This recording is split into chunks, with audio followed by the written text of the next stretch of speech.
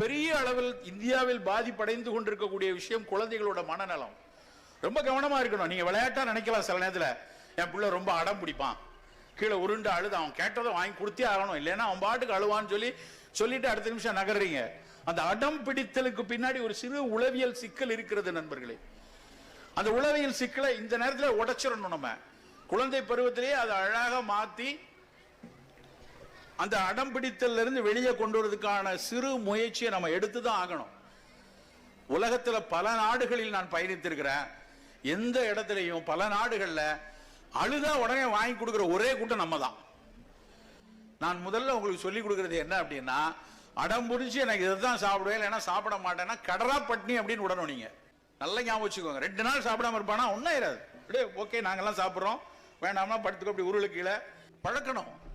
என்னடா இப்படி கொடுங்கோலானா பேசுறானு நினைக்காதீங்க.